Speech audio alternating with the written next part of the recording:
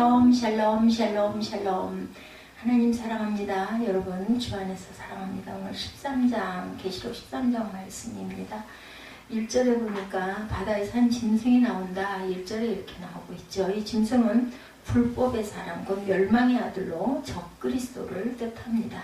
적그리스도의 재림과 짐승, 불법의 사람이 나타나기 전에 주님은 결코 재림하시지 않는다. 데살로니가 후서 2장 1절에서 3절에 증거합니다. 누가 어떻게 하여도 너희가 미혹되지 말라.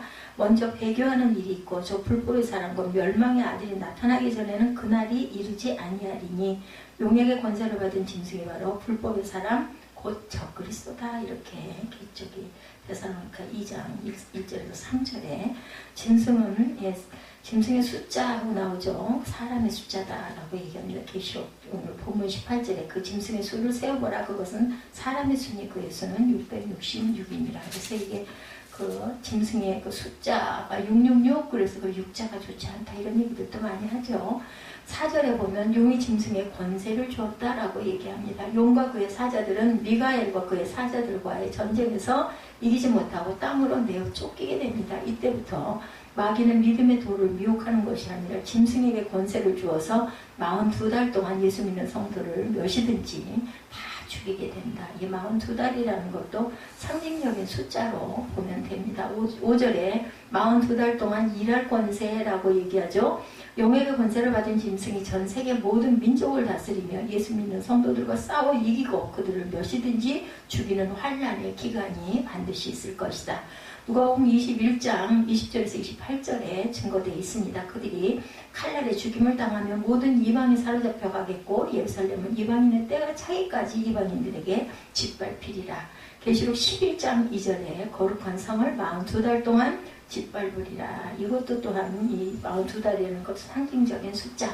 성도들의 인내와 믿음이 여기 있다. 10절에 이렇게 말씀하죠.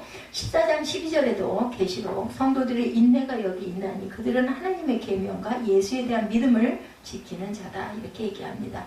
17절에 보면 누구든지 이 표를 가진 자 외에는 매매를 사고 파는 것을 할 수가 없어요. 그래서 결국은 순교하지 않으면 하늘을 가지 못한다고 하죠. 이때까지 남아있는 사람들은 짐승의 이름이나 그 이름의 수가 666으로 된 표를 받지 않는 자는 물도 양식도 살 수가 없기 때문에 거기에 굴복하지 않으려면 굶어 죽거나, 그죠? 자살을 하면 천국은 못 가니까. 내가 죽고 싶어도 죽을 수도 없어요. 복음서에는 이 환난에 대해서 형제가 형제를, 자식이 부모를, 심지어 부모가 그 자식을 죽는데 내어주게 된다 기록하고 있습니다. 주님 바로 이 환난 후에 재림하시고 그러므로 주의 이름을 부르는 자는 구원을 얻으리라. 이런 말씀은 예수를 믿는, 이런 예수를 믿으면 매매도 할 수 없고 몇이든지 다 죽임을 당하는 환난 속에서 주님을 끝까지 시인해야 구원을 얻는다. 그럼 결국은 순교해야만 하늘나라에 간다는 거죠.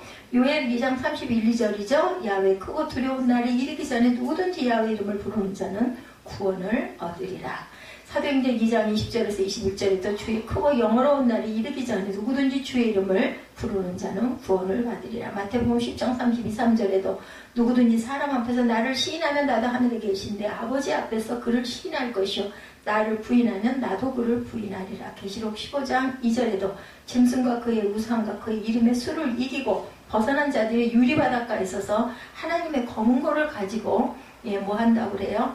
이 검은고를 가지고 이 검은고를 탄다라는 이야기를 하고 있죠. 그래서 항상 우리는 주의 이름을 부르는 자, 내가 예수님이 오시기 전에 어떤 환난이 온다 하더라도 굴복하지 말고 우리는 주님의 이름을 부르고 순교를 해도 기쁨의 순교를 했을 때 우리 영원히 사는 그런 축복이 임한다.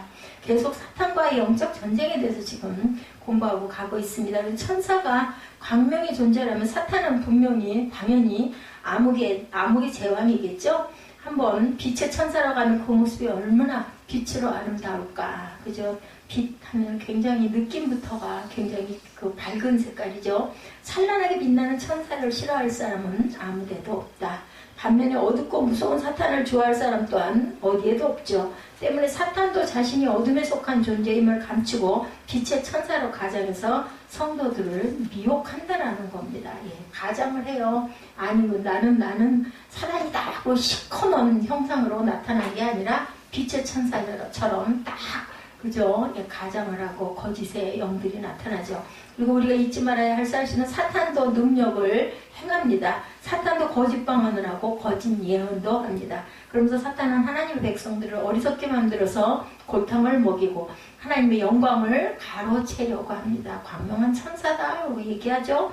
그 과정에서 사탄은 자신을 광명의 천사, 사탄의 일꾼들은 자신들을 의의 일꾼으로 가장을 해서 나타난다. 예, 그 위경인 모세의 묵시록 17장 1절에 보면 이런 내용이 있어요. 모세의 묵시록 17장 1절에 보면 천사들이 하나님을 예배하기 위해서 올라갔을 때 사탄은 천사의 모습으로 나타나서 천사처럼 찬송을 부른다. 이렇게 나타나 있습니다. 우리가 그것을 잘 알고 있던 사도 요한은 요한 1서 4장 1절에서 말하죠. 사랑하는 자들아 영을 다 믿지 말고 요한 1서 4장 1절입니다. 오직 영들이 하나님께 속하였나 분별해라. 많은 거짓 선지자가 세상에 나왔습니다. 이렇게 말씀하고 있어요. 모든 영을 다 믿어서는 안 된다. 하나님께 속했나? 말씀하고 반대되는 얘기들이 아닌가? 이걸 잘 살펴봐야 된다. 거짓 선지자가 세상에 나왔다. 많은 거짓 선지자가. 은사라고 해서 무조건 다 믿고 받아들일 것도 아니고, 예, 그것이 하나님께 속했는가를 또한 분별해야 합니다. 몸에 좋다고 해서 어떤 검증도 없이 무턱대고 엉터리 영양제를 사서 먹으면 당장에는 좀 괜찮을지 모르지만 나중에 낭패를 당하는 수가 있죠. 그것이 우리의 영혼을 위한 것이라면 무분별한 맹신은 엄청난 그러한 결과를 초래한다는 것을 우리가 꼭 알고 가야 되겠다. 그래서 우리가 가장 중요한 건 말씀 중심으로 틀리지 않았나 맞나 이것을 항상 아무리 유명한 누가 어떤 말을 한다 하더라도 한 번은 말씀에 비춰와야 합니다. 은사를 받았다고 하면서 뭐 예언을 한다고 하는 사람들도 조심해야 되죠. 그런데 자꾸 찾아다니고 하는 건 좋은 게 못 됩니다. 예수 믿는 사람들 속에도 사탄이 역사할 수가 있죠. 그 사람들도 본인들도 모르고 사단의 영에 빠져서 요즘에 그 성경 공부한다라는 그런 부분들도 정말 조심해야 될 부분이 많습니다.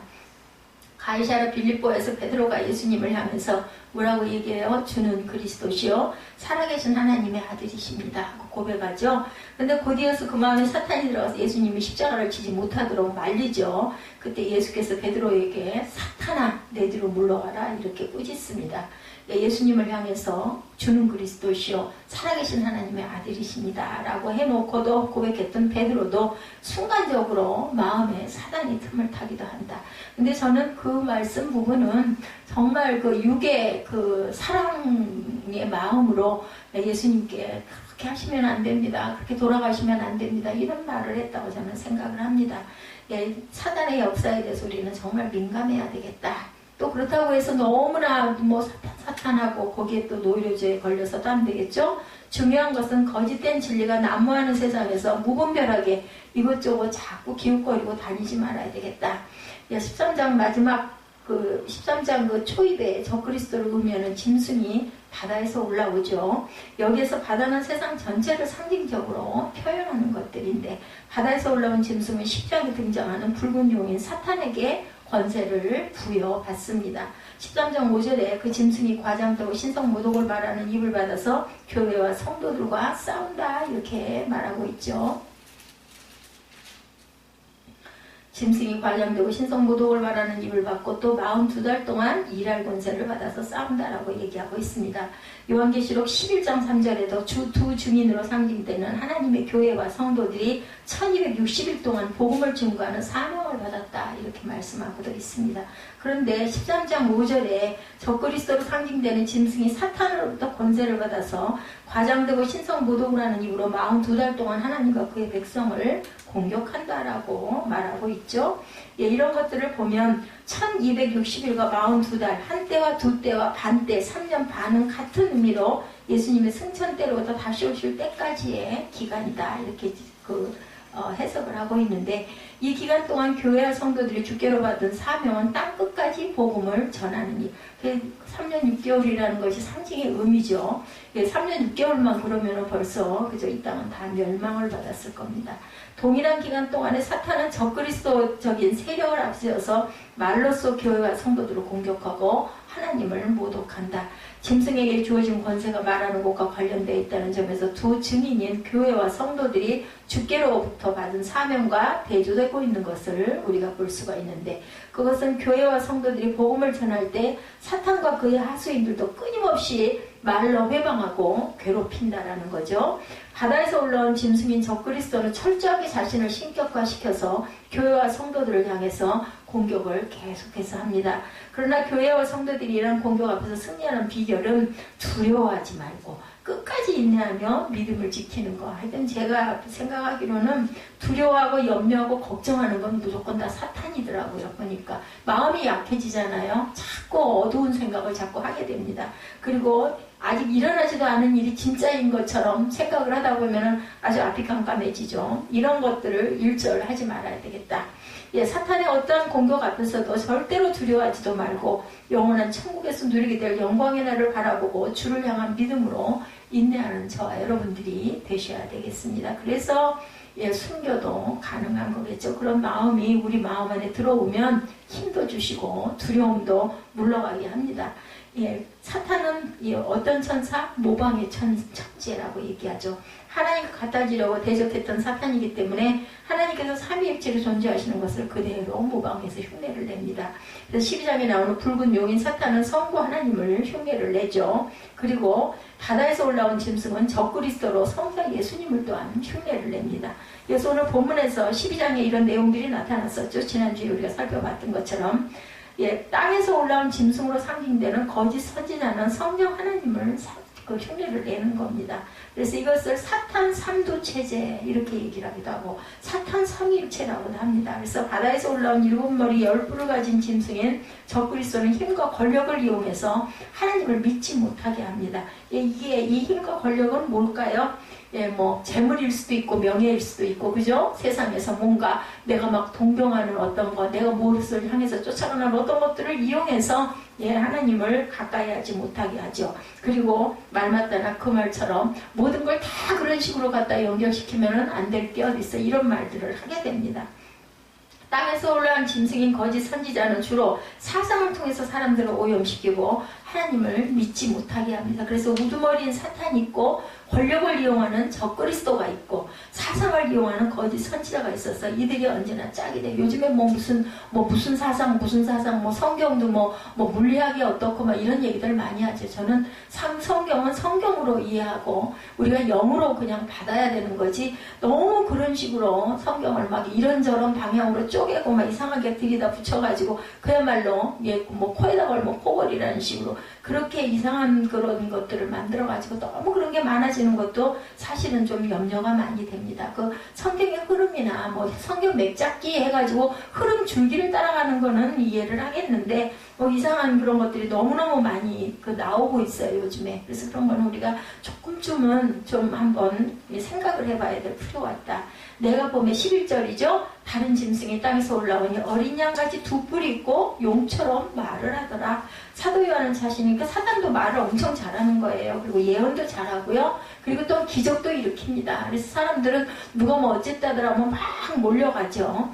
예, 이러기 위해서 그렇게 해서 미혹시키려고 이런 경우도 많다. 사도 요한은 자신이 본 환상이 바다에서 올라온 짐승과는 다른 짐승이 땅에서 올라온다는 사실을 소개하면서 이들 두 짐승이 구별된다는 것을 분명하게 보여줍니다. 성경에서 땅은 바다와 함께 악의 세력에 출몰하는 장소로 소개가 되고 있습니다. 성경 안에서는. 그리고 여기에서의 땅과 바다는 세상 전체를, 그죠? 땅하고 바다는 세상 전체를 얘기하는 거겠죠? 13장 1절에서 바다에서 나온 짐승을 말하고 있고 11절에서는 땅에서 나온 짐승을 말하고 있습니다. 13장 11절 다시 한번 찾아보죠. 내가 보면 또 다른 짐승이 어디서? 땅에서 올라오니. 1절에서는 내가 보니 바다에서 한 짐승이 나오는데, 그죠? 이렇게 바다와 땅이 소개되고 있는 것을 우리가 봅니다.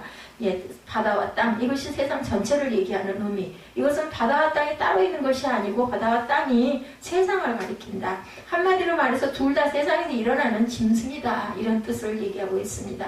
예, 우리가 살펴보았던 듯이 13장 1절이 바다에서 나온 7머리 10뿔 가진 짐승은 권력을 가지고 있는 무시무시한 짐승인데 본문에 나온 짐승이 어린 양같이 두 뿔이 있고 용처럼 말을 한다고 하죠. 이것이 요한계시록의 문학 장르인 묵시 문학의 표현입니다. 실제로는 어린 양이 아니지만 어린 양과 유사하다는 점을 부각시키고 있습니다.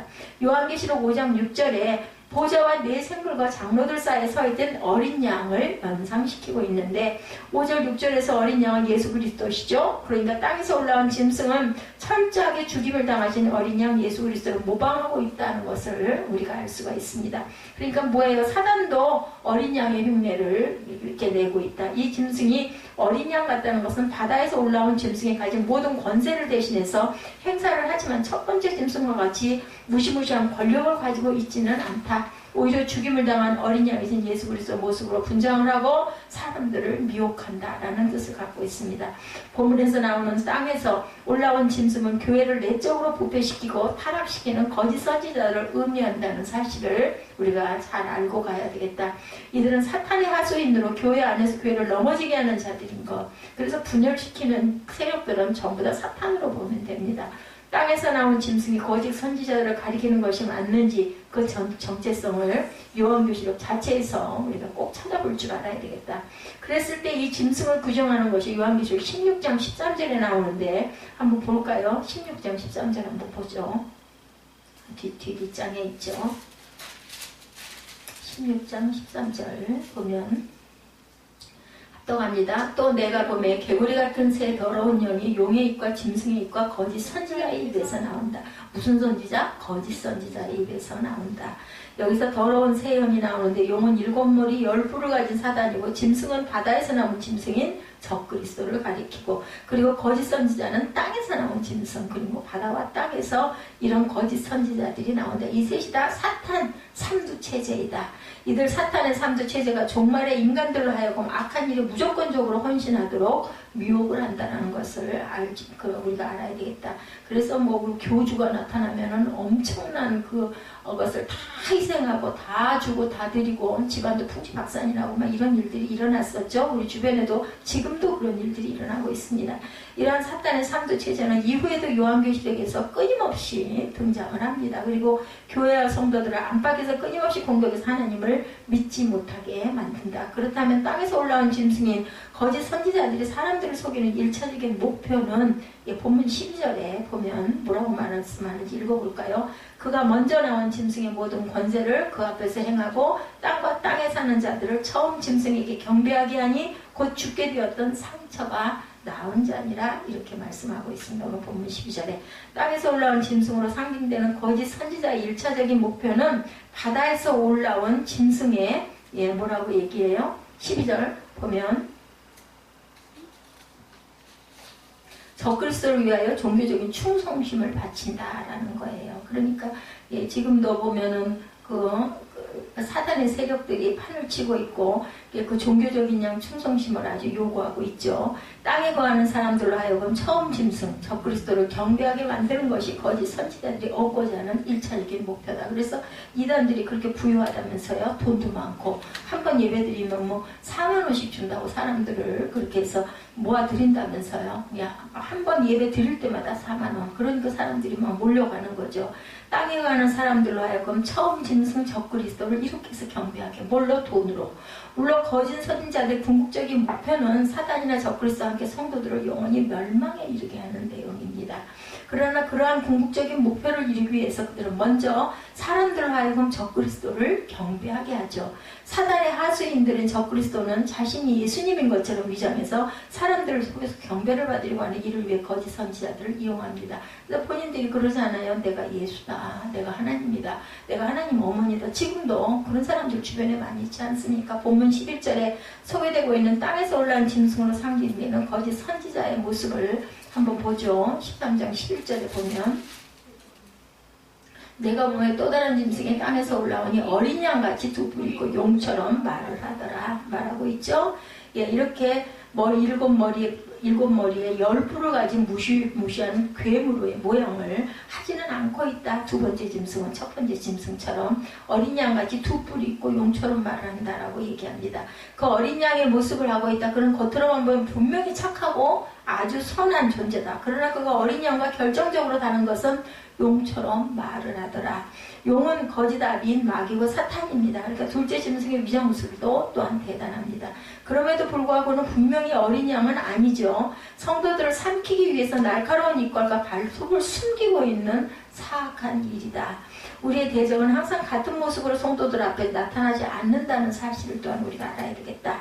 우리를 대적하는 원수의 모습이 항상 7머리와 10뿔을 가지고 있는 무시무시한 괴물이라고 생각을 하면 안 되고, 우리의 대적인 원수 마귀는 표범이나 곰, 사자처럼 잔인하고 사나운 모습으로만 우리에게 나타나는 것도 아니다. 아주 순한 어린 양의 모습으로 우리들 앞에 나타나기도 한다. 그래서 성도들이 경계를 느슨하게 할 때 본색을 드러내서 성도들을 삼킵니다. 그렇기 때문에 우리는 영적으로 항상 깨어 있어야 되겠다. 예, 우리가 그 전에 저 어린 시절에 방공을 국시로 하던 시절에 간첩은 항상 저는 그냥 빨간, 우리 그때 포스터 굉장히 많이 그렸어요. 그럼 무조건 포스터는 시뻘갰어요, 보면. 그리고 예, 북한 공산당은 다 빨갱이, 그래서 시뻘겋다라는 그런 그 형상의 생각을 많이 했죠. 간첩은 빨갱이라고 해서 피부도 빨간 줄로 예, 저는 그렇게 생각을 했습니다. 심지어 북한의 공산당은 모두가 아주 무시무시한 그런 몰골을 하고 있다라고도 생각을 했죠. 근데 간첩의 얼굴은 험상궂은 얼굴들이 아니에요. 실제 모습은 그냥 우리랑 똑같은 사람들인데, 우리의 머릿속에는, 제 머릿속에는 어린 날의 머릿속에는 그랬습니다. 그들은 자신을 위장해야 했기 때문에 보통 사람보다 훨씬 더 신사스럽고 말끔하고 보기 좋게 그 유혹을 하는 거죠. 우리의 대적인 사탄과 그의 하수인들이 항상 포악할 것이라고 절대로 생각을 해서는 안 된다. 달콤하게 와가지고 유혹을 하는 경우도 너무나 많다라는 거죠. 그들이 나타나는 모습은 그렇게 포악하진 않다. 그들은 어린 양처럼 자신을 선한 자로 가장해서 다가서기도 한다라는 거죠. 그리스도의 충성된 일꾼으로 가장해서 또한 성도들이, 그래서 교회에 스며든다면서요. 그래가지고 뭐 두세 명이 들어와가지고 새로운 성도 다 해서 와서는 막 돈을 써대면서 잔치도 벌이고 막 무슨 뭐 할 때도 막 자기네들이 헌금하겠다고 그러고 헌금 내놓고 막 떡도 해오고 뭐 엄청 섬긴대요. 한 1, 2년 동안은 그렇게 열심히 봉사를 하고 섬기고, 이제 그 다음에 조금씩 주변 사람들을 먹어 들어가가지고 100여 명 표적이 한 50명 정도 교인들이 있는 그런 교회를 목표로, 그리고 절대로 담임 목사가 개척하지 않은 그런 교회, 청빙받아서 목사님이 와 있는 그런 교회로만 파고들어가지고 교회를 그렇게 해서 완전히 꿀꺽 삼키는 일들이 많다고 그러죠. 은밀하게 유혹해서 멸망의 길로, 아니 주변에서 일어나는 일들입니다. 지금도 마침내는 믿음의 성도들을 영원히 망하게 헤어나지 못하게 만듭니다. 우리를 망하는 길로 인도하기 위해서 모든 방법을 다 동원한다라는 것. 사탄의 이러한 영적 실체를 우리가 바로 알아야 되겠다. 광명의 천사로 가정해서 우리를 미혹할 때 그의 말과 행위를 통해서 그들의 실체를 분별하고 영적으로 승리하시는 그런 저와 여러분 되시기를 주님의 이름으로 축복합니다. 오랜 교회 역사를 통해서 보듯이 거짓 선지자들은 자신의 정체를 드러내지 않으면서 교회 안에서 마치 기생충처럼 존재합니다. 그들은 결코 자신들을 경배하도록 사람들을 절대로 강요하지를 않습니다. 그리고 드러내지 않으면서 이렇게 있고, 거짓 선지자는 자신의 명예를 높이기 위해서 또한 일하지도 않습니다. 오직 사람들로 하여금 적그리스도를 경배하도록 하기 위해서만 애를 쓰고, 그들의 의도대로 되지 않았을 때 거짓 선지자들은 수단과 방법을 가리지 않고 적그리스도를 경배하지 않는 사람들을 핍박하고 공격합니다. 아마 약한 부분을 겨냥을 하겠죠. 그렇다면 땅에서 올라온 짐승이 거짓 선지자들이 사람들을 미혹하는 방법은 또한 뭘까? 첫째는 그릇된 말을 통해서 사상을 미혹합니다. 본문 11절을 보면, 내가 보매 또 다른 짐승이 땅에서 올라오니 어린 양같이 두 뿔 있고 용처럼 말을 하더라. 땅에서 올라온 짐승이 용처럼 말을 하더라. 그럴듯한 말을 가지고 사상을 통해서 자꾸 그 사상을, 이상한 사상을 주입을 합니다. 우리가 처음에 들을 때 좀 이상한 말이야. 뭔가 좀 이상한 것 같아. 틀린 것 같아. 근데 계속해서 말을 하다 보면, 듣다 보면, 그게 그런가? 그렇구나. 이렇게 된다라는 거죠. 그래서 굉장히 말은 중요하다라는 거죠. 그 땅에서 올라온 짐승들은 부드러운 모습을 가지고 있지만 교활한 말로 사람을 부패하게 한다.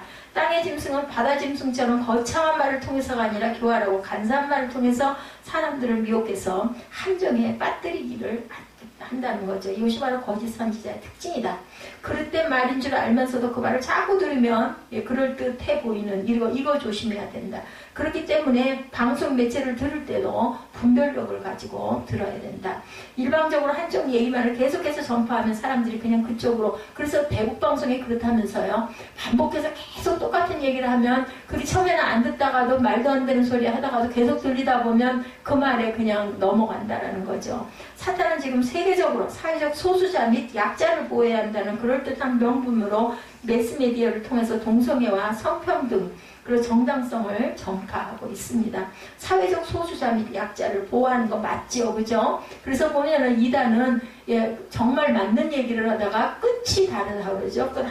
끝단자예요. 그것이 다를 이자죠. 교회와 성도들이 반대를 해서 자신들의 뜻대로 되지 않으니까 헌법이나 최고의 법에서의 못을 박아서 하나님이 창조하신 질서를 파괴하려고 동성애를 통과시키고 있죠. 텔레비전이나 매스미디어에서 다루고 있는 내용들을 들어보면 학생들의 인권을 강조하면서 선생님들의 교권에 대해서는 침묵을 하는 이런 일들이 일어납니다. 학생들이 당한 성추행은 연일 크게 보도하면서 선생님들이 맞거나 성추행을 당한 그런 사건은 입을 닫고 있죠. 정부의 장관이나 장관급으로 임명되는 사람들은 대부분 친동성주의자들이 굉장히 많다고 합니다. 지금은. 그래서 동성애자들을 보호한다고 하면서 그들로 하여금 일어나는 에이즈와 같은 문제는 보도도 못하게, 왜냐하면 신문에 나는 부분 해외에서 그런 얘기들을 많이 합니다. 그 전에 보면 한국에서 일어나는 일들을 거기서 더 먼저 빨리 알아요. 국내에서는 오히려 모르는 일들이 해외에서는 편하게 드러나기도 합니다. 전 세계적으로 뉴에이지를 통해서 공개적이고 적극적으로 교회와 하나님을 대적하고 있는 일, 매스미디어를 통해서 반기독교적인 가치를 계속해서 전파하고 있습니다. 텔레비전을 보면서 귀신들이 등장하고 그런 요즘에 그런 드라마 많죠. 환상이 어떻고 막 이런 것들, 참 그런 거는 그냥 아무리 재밌다고 해도 그게 봐보려고 해도 그렇게 들어오질 않더라고요. 그래서 성경의 가르침을 거부하는 뉴에이지 사상들이 이런 것들을 통해서 더 많이 들어온다.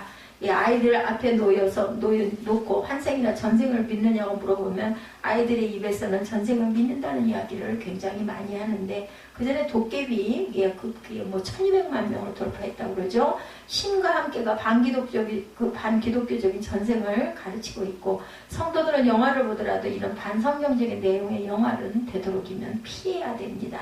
세계는 인터넷이 발달하면서 동양과 서양의 사상이 자꾸 혼합되어 가고 있고, 동양에 있던 힌두교 사상이 서양으로 넘어가서 이런 관상기도, 레노바레 혹은 영성신앙 이런 것들로 혼합이 돼서 교회를 먹어들어가고 있는 일들도 있다. 힌두교 사상의 특징은 내가 신이 될 수 있다라는 것이라고 그래요. 불교도 마찬가지입니다. 자신이 해탈을 하면 신적인 존재가 될 수 있다라는 거죠. 관상기도는 침묵기도, 마음기도, 향신기도 등의 주어로 그 용어를 사용하고 있는데, 이 기도의 창시자가 로마 카톨릭의 신부이고 수도사인 종교 다원주의의 토마스 마튼이라고 하네요. 이 사람은 평소에 친구로 지낸 달라이 라마나 틱나타는 승려에게서 불교의 영향을 받았는데, 자신의 마음의 친구였던 일본의 스즈케 선사로부터 선불교의 영향을 받은 사람이라고 합니다. 그래서 관상기도 세미나에 나오면 하나님과 내가 일치가 되게 하는 것이 목적이라고 그러네요. 하나님을 만나는 거는 굉장히 영적으로 좋은데 일치가 돼서 하나다, 내가 신이 될 수 있다라는 그런 사상으로 물들어가게 한다고 그러죠. 이것이 서양의 신학교에서 혼합이 되어가지고 지금 이 땅이 교회 안에 들어와서 굉장한 영향을, 한동안 그게 아주 유명했죠. 관상기도 해가지고. 저는 그 관상기도의 깊은 뜻은 몰랐어요. 깊이 묵상을 하고 기도해서 하나님을 만나는 그러한 그 기도다 이렇게 생각을 했는데, 지금 보니까 이런 부분에 뿌리들을 갖고 있어서 거기서 파생이 돼서 나왔다. 합리주의적 사고를 가졌던 서양에서 과학적으로 증명되지 않는다면 믿지를 않았다고 그래요. 그래서 동양의 신비주의에 영향을 받은 지금의 서양은 그것을 이제는 받아들이고 있는데, 기독교에만 진리가 있는 것이 아니라 힌두교나 다른 종교에도 진리가 있다는 생각을 갖게 된 것. 그래서 종교 다원주의가 거기서 그 파생이 돼서 나왔습니다. 종교 다원주의가 전 세계적으로 엄청난 파장을 일으키고 있었죠. 그래서 한국 교회 안에 아직은 종교 다원주의가 절대적으로 영향을 미치지 않고는 있는데, 그런데 그것이 멀지가 않았다. 지금 우리 교단의 신학 교수들 대다수가 교수들이 학생들에게 종교다원주의가 나쁘지 않다 이렇게 가르친다고 그러죠. 외국의 신학교에서 그러더래잖아요. 지금도 성경에 일어난 일을 진짜로 지금도 일어난다고 믿느냐? 교수들이 이렇게 반문을 한다고 합니다. 그러니까 그냥 성경은 역사다 이런 식으로 신학교 교수들이 가르친다고 그러죠. 종교다운주의는 사탄이 퍼뜨리는 사상이라는 거, 그리고 잘못된 사상을 거짓 선지자를 통해서 더욱더 미혹을 하면서 점점점 퍼뜨려가고 있다. 우리는 사탄이 사상을 통해서 성도들을 미혹하는 것을 정말로 주의해야 되고, 그릇된 신학을 우리가 정말 배격할 줄 알아야 되겠다. 듣다 보면 그게 그건 것 같고 나쁠 것도 없는 것 같고 그런 것들이 조금씩 스며들어옵니다. 잘못 배우게 되면 신학을, 하나님을 믿지 않게 되죠. 예수님의 동정녀 탄생도 인정하지 않는다고 합니다. 예수님의 대속의 죽음도 인정하지 않는다고 합니다. 예수께서 실제적으로 부활하셨다는 사실도 인정하지 않는다고 그러죠. 앞으로 예수님이 시간적으로 미래에 재림하시는 것도 당연히 인정하지를 않습니다. 예수님의 재림도 기다리지 않습니다. 그릇된 신학이죠. 성경을 믿지 않는 거죠. 그러면 무슨 신학을 하는지는 모르겠어요. 저는 신학이 은근히 교회 안에 들어와서 교회 전체를 이런 신학들이 오염을 시키고 있고, 그런 가르침을 받은 사람들은 그런 신학을 이 시대가 가르치는 최고의 신학이다 그러면서 성경에 나와 있는 내용 그대로를 말하면 고리타분하다 하고 받아들이지를 않는 무서운 사탄의 작업이 이렇게 진행되어 가고 있다는 거. 실제로 지금도 그렇게 이루어지고 있다는 거. 이단 사상을 통해서, 이단 사상을 거짓 선지자들의 역사가 계속해서 나타나고 있습니다. 잘못된 이단에 절대로 빠지지 않아야 되겠죠. 그 이단에 빠졌다가는 생명과 재산까지, 가족까지 다 잃어버리게 되는 일들이 일어납니다. 어떤 이단은 좀 덜 심해서 얼른 보면 거기에 가도 구원을 받아서 구원파들이 있죠. 그런데 그런 이단은 하나님의 말씀을 혼탁하게 만들어서 오염된 그러한 그 물을 먹입니다. 여기에 있는 물은 정화된 맑은 물, 이 물은 아무리 마셔도 문제가 되지 않는데, 뭐라 그래요? 오염된 물을 마셔도 당장에는 건강에 탈이 안 나죠? 오염된 물을 마신다고 해서 당장 어떻게 되는 건 아닙니다. 그러나 그 물을 꾸준하게 먹다 보면 문제가 생기죠. 이단의 사상이 바로 오염된 물과 같다는 걸 절대로 우리가 잊어버리지 말아야 되겠다. 계속해서 듣다 보면 그 말이 옳은 말이 돼버려요. 거기에 빠지게 되고, 한번 발이 빠지면 그렇게 거기서 나오게 하려고 해도 아주 그게 정말 힘들다고 그러죠. 그 전에 보면은 딸들이, 아들들이, 그 엄마, 아버지는 교회를 나가시는 분들인데, 어느 날 갑자기 성경 공부한다고 어디 가더니 이상한 이단에 빠져가지고 그 아들, 딸을 온전하게 바로 끄집어내느라 엄청나게 고통을 당하고 고생을 했다는 그런 간증들이 실려있는 것을 저도 여러 번 봤습니다. 성경에는 그대의 말씀이 생활하고 연결돼서 이해하기 쉽도록 정제된 맑은 물, 그것을 우리가 마시고 가야 되겠다. 둘째는 기적과 표적을 통해서 또한 미혹을 합니다. 13사절을 우리 한번 볼까요? 큰 이적을 행하되 심지어 사람들 앞에서 불이 하늘로부터 땅에 내려오게 하고 짐승 앞에서 받은 바 이적을 행함으로 땅에 거하는 자들을 미혹해서 땅에 거하는 자들에게 이르기를 칼에 상하였다가 살아난 짐승을 위하여 우상을 만들라 하더라. 말도 안 되는 소리죠. 큰 이적을 행한다. 거짓 선지자들도 여러 가지 이적을 행함으로 사람들을 놀라게 합니다. 예수님 당시에 예수님이 이적 행할 때마다 무리들이 따라다닌 것처럼 지금은 더 하겠죠. 그런 일들이 많지 않다 보니까 누군가가 그런 기적이 행한다 하면은 그죠? 교회 문짝에만 떨어져 나갈 겁니다. 이들이 행하는 이적은 사람들의 영혼을 살리고 구원에 이르도록 하기 위함이 아니죠. 격그리스도와 거짓 선지자들이 표적과 이적을 행하는 것은 할 수만 있으면 택한 사람들, 그들을 미혹하기 위해서라는 것. 하나님께서 사도들과 복음 전파자들을 통해서 이적을 베푸시는 목적은 그들이 행하는 이적을 통해서 하나님의 살아계심을 믿고 하나님께로 돌아오게 하기 위함이었죠. 근데 사탄과 거짓 선지자들이 행하는 이적은 사람을 살리는 게 목적이 아니라 죽이죠. 사람을 구원하기보다는 파멸하도록 하는데 목적이 있습니다. 그리고 소수의 잘 먹고 잘 살기 위해서 배를 불리기 위한 목적을 갖고 있죠. 사탄과 하수인들은 사람을 깨워서 영원한 사망의 길로 끌고 가기 위해서 이적을 행하죠. 그래서 사탄의 이적은 사람들의 생명을 노략질하기 위함이다. 결국은 죽음이죠. 사망입니다. 우리 아이들이 아플 때 무상학교 가서 절을 했더니 금방 낫는 일들. 그럼 넘어가겠죠. 이단인지 3단인지 그게 문제가 아니에요. 내 아이가 나았으니까 그냥 아이고 하나님 감사합니다 아니라 아이고 고맙습니다 이렇게 된다는 거죠. 그게 글쎄요, 저는 어떨까 하는 생각을 해봅니다. 그게 남의 일을 이면, 저 사탄에게 빠졌어. 그런데 내가 만약에 그 경우를 당하면, 아이고 사람이 살아나고 그러니까 그 굿하고 옛날에 보면 그런 일들 많죠. 하나님이 역사다라고 하면서 그 앞에 경배를 하는 일들이 너무나 많은데 지금도 그런 일들이 일어나고 있습니다. 그게 좀 염려가 되더라고요. 그분은 그러지 않겠지만 뭐 손에서 피가 뭐 솟아나고 뭐 손을 붙잡으면 손이 붙어서 떨어지질 않고 발이 땅바닥에 붙어서 안 떨어지고 막 그러고는 막 야단을 친다면서요. 예, 그리고 그러면 모두 다 그냥 벌벌 떨면서 잘못했다고 빌고 한다라는 얘기를 들으면서 성령의 역사면 감사하죠. 하나님의 나라가 자꾸 확장이 되고 해외에서도 많은 교회들을 세우니까 그럴 일은 없겠지만 그런 현상 때문에 쫓아다녀서는 절대로 안 된다. 하나님의 참 선지자였던 엘리야가 기도했더니 하늘에서 그죠? 불이 내려오죠. 그래서 번제와 물과 도랑까지 전부 다 그 불을 태웁니다. 이런 이적을 거짓 선지자들도 행한다라는 거예요. 그래서 하늘에서 불이 떨어지면 그것을 만들고 천주교회 어느 성당에는 뭐 마리아의 상에서 피는 분이 우리 지난번에도 한번 봤죠. 이상한 일 있다고 그 어떤 모습 신기하기는 해요. 오 정말 그게 하나님의 역사를 까하고 바라보게 되기는 합니다. 이런 일이 지금도 있다라는 거죠. 그런 것을 절대로 현혹이 돼서는 안 된다. 그냥 그런 일들도 있나봐.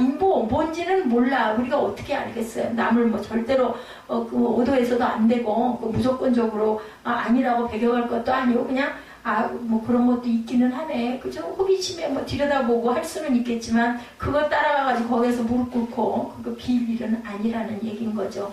마지막 때가 되면 이런 일들이 자꾸 일어난다.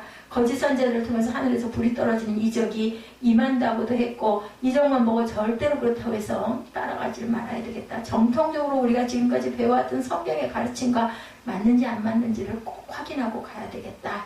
많은 이단과 사이비 종교들이 갖는 술수와 그 마술을 통해서 사람들을 속임으로 그들의 배를 불리고 사람들의 생명과 재산을 노략질한다. 그런 단체들은 왜 그렇게 돈이 많아요? 보면은 막 늘어나죠. 그리고 어디서 그렇게 돈들이 많이 들어오는지 엄청나게 쌓여갑니다.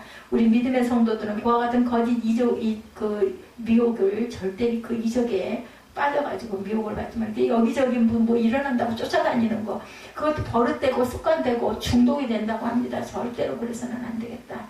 우리 주위에 존재하고 있는 이단들의 실상이 이 사실을 보여주고 있습니다. 그렇기 때문에 이정면을 보고 절대 따라가지 말아야 되겠다.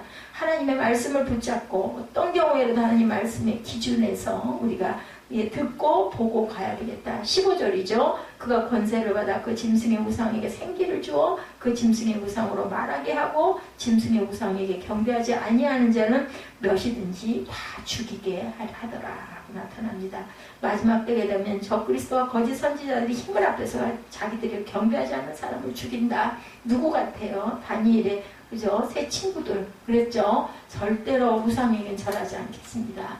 하나님이 분명히 구원해 주실 것이고 아니라 하더라도 저는 절하지 않겠습니다. 그랬더니 어땠어요? 불 가운데서도 터럭 하나도 머리카락 하나도 상하지 않게 하죠. 느부갓네살 왕이 신상을 만들어 놓고 모든 사람을 다 신상 앞에 오게 한 후 온갖 악기를 다 동원해서 소리가 들려올 때 절을 하도록 명령하죠. 절하지 않으면 극렬하게 타는 불에 던져버리겠다고 합니다. 그때 다니엘의 새 친구였던 사드락과 메삭과 아벳느고는 절하지 않습니다. 그래서 타는 불에 들어가죠. 그래도 절대로 머리카락 하나도 타지 않게 건져내시는 그런 역사. 우리는 하나님을 섬기는 사람들이죠. 그렇기 때문에 사단이 거짓 선지자들을 통해서 역사하는 것을 따라가지 말아야 되겠다. 끝까지 인내하고 믿음을 지켜가고 그것이 설령 우리의 그 순교로 이어진다 하더라도 뭐 그 순간 죽는 거 억울해할 것도 없죠. 어차피 우리는 영원히 살 사람들이 아니고 땅의 사람들이 아닙니다. 하늘에서 영원히 살 사람들이죠. 죽는 자들은 그 안에서 죽는 자들은 복이 있다라고 말씀합니다. 한번 죽는 것은 주의 영광을 위해서 순교를 당한다면 죽는 순간에 우리의 영혼은 곧바로 주님 앞으로 올라가서 주님과 함께 영원히 삽니다. 저와 여러분에게 순교의 상황은 오지 않겠지만 어떤 상황이 오더라도 우리 신앙은 믿음은 바로 지키고 갈 줄 알아야 되겠다. 아무리 이적이 나타난다 할지라도 하나님의 말씀에 어긋난다 하면 거절하고 절대로 따라가지 말아야 합니다. 그리고 주 앞에 바로 서서 주의 뜻대로 살면서 인내하는 믿음 가운데 믿음을 온전하게 우리가 굳건하게 신고 지나가는 저와 여러분들, 그래서 천국에 갔을 때 주님으로부터 칭찬받는 귀하고 복된 저와 여러분들이 되시기를 주님의 이름으로 축복합니다.